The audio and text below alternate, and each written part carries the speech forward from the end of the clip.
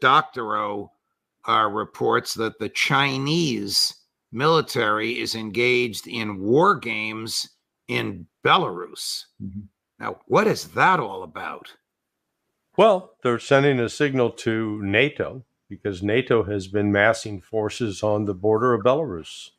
So this is one of those, let's call it the horizontal escalation that has been discussed in the past, that it's not just going to be Russia and Belarus. The Chinese now are acknowledging that the West represents a threat. And so they're putting some actual boots on the ground. They claimed it was for, as described by the Chinese and the Belarus folks as counterterrorism operations. But, this was clearly showing that China, who has historically not sent troops overseas on these kinds of missions, I mean, it's been very rare, is starting to show and, flex some muscles. That's why, what the West is doing right now is so reckless that we are deliberately trying to provoke a fight with the Russians and the Chinese, and we're not equipped for that fight. I mean, it's really, this is akin to the guy that, is a potato couch, or a couch potato, and has never exercised, never been in an actual physical fight, and is dreaming about getting into the ring with a mixed martial artist. It's just crazy. But here we are. One of the communiques, Ray, maybe there's only one, and I just read a portion of it, was saber rattling about Taiwan. Is NATO threatening China over Taiwan? I don't get it. So there are American troops on this little island, Kinmen Island. There are tripwire. Those troops are fired upon or engaged in some hostilities with the Chinese. I don't know how it starts. It's all hypothetical. Are Germany and France and Great Britain and the other 28 countries in NATO going to send troops to Taiwan? Is that what this nonsense is about? That's not believable. No, they're not going to send troops, of course, but they just bow to whatever Sullivan and Blakeman want them to say. They are literally detached from reality. Yeah. And the sad thing, of course, is these Europeans still salute and say, okay, if you say so. With respect to Belarus, they just joined the Shanghai Cooperation Organization, okay? So that gives even more of a Eurasian flavor to that organization. And so the first thing you see is the Chinese troops, unprecedented in my view, as Larry has just said, a good many of them going to Belarus. What's the message? You mess around, you get in a fight with our Russian allies in Europe, you could expect some of more than just saber rattling out in the South China Sea or in the Taiwan Straits, where China has the high cards. If you look at a map, you have to look at a map. The U.S. forces are stretched so thin that it is sheer idiocy to spread them so thin and take on the other two major powers who are arrayed 2 against 1 now, when that was totally unnecessary. Yeah. Larry, going over to Israel and Gaza, Max Blumenthal and Aaron Mate, two friends of mine who are on this show every week, reported a long time ago, back in October, on the employment by the Israelis of the Hannibal option, right. Basically killing your own people, shooting them in the back. They were mocked. At first they were ignored, then they were mocked and derided in the mainstream press. Now that has been demonstrated conclusively by interviewing IDF officers and publishing IDF and Israeli government documents, and this was done by Haaretz, an Israeli daily newspaper. The Netanyahu government has yet to deny that more than half the 1,200 Israeli persons who died on October 7th were killed by the IDF. Does any of this surprise you, Larry? Oh, no. In fact, we saw the vehicles early on in the aftermath of that October 7th attacks and counterattacks.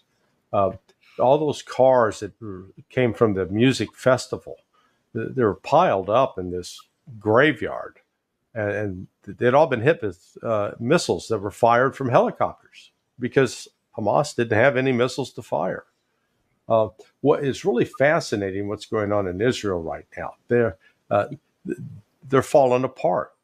And what I mean by that is the military is openly rebelling against the civilian leadership, and the willingness of the military to talk to Haaretz and to basically say, yeah, well, this was done. Even though it was the military that did it, it looks like they're working to pin the blame on the civilians, on Netanyahu. So you've got that kind of strife going on at the same time that the Israeli military has failed to defeat Hamas. And they've admitted that they can't defeat Hamas. And they've got all this pressure to do something about Hezbollah, but they've got limits on both troops and weapon systems. So, I mean, it's a mess. And so you have to look at the reports like what Haaretz came out with, which validates what Max and Aaron were saying, back in October and November, that this is not just because these reporters decided to work on it. I always look at these kinds of things as information operations that showing a shift in policy and a shift in the politics. Wow. Judge? Ray,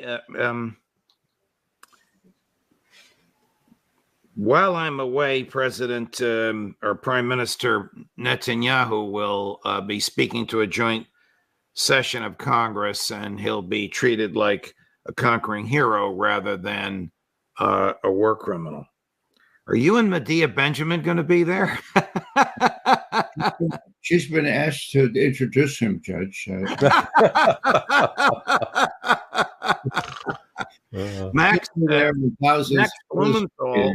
Max said expect 100,000 demonstrators in the streets. Now, the streets, they're going to keep them away from the Capitol so Bibi won't see them. But 100,000 demonstrators in D.C. is a lot.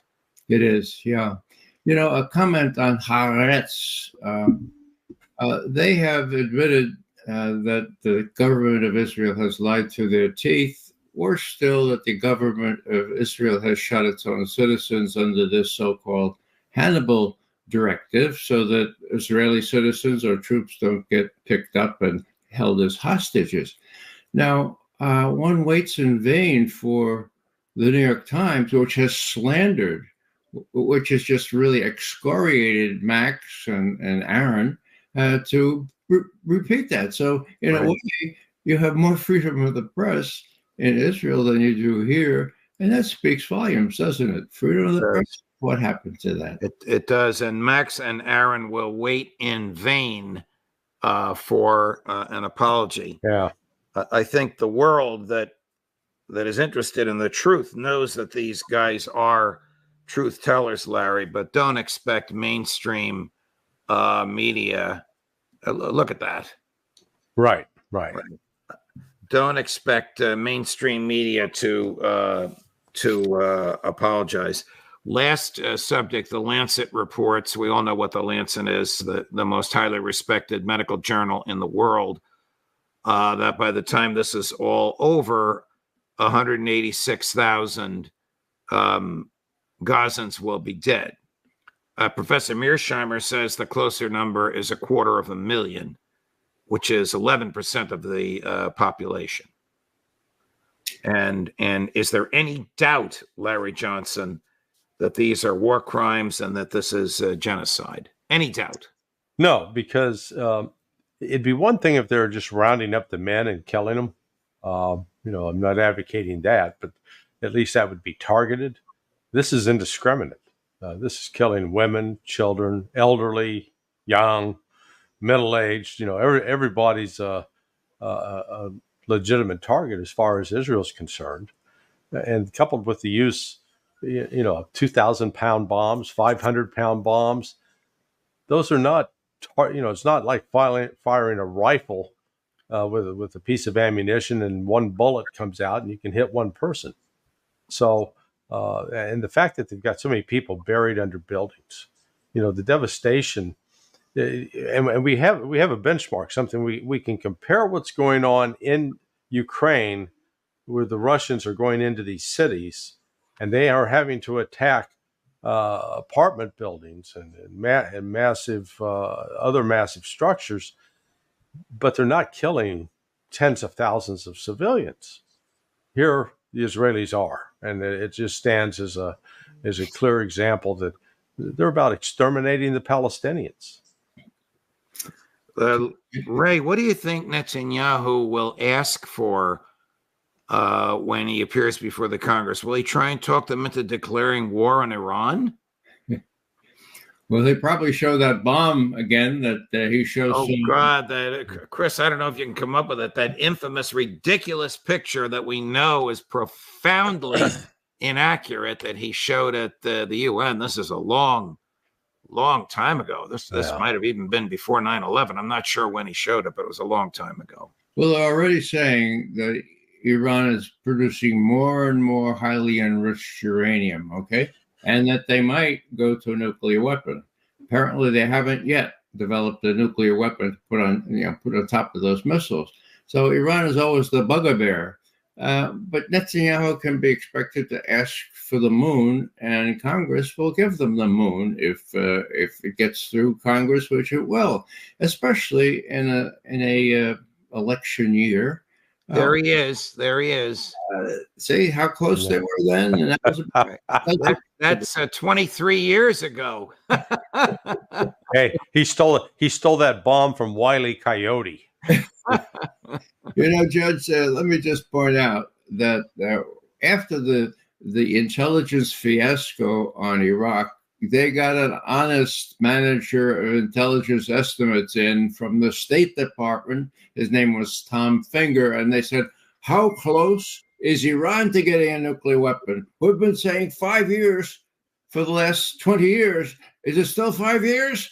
And he pointed out unanimously with high confidence in this estimate that Iran stopped working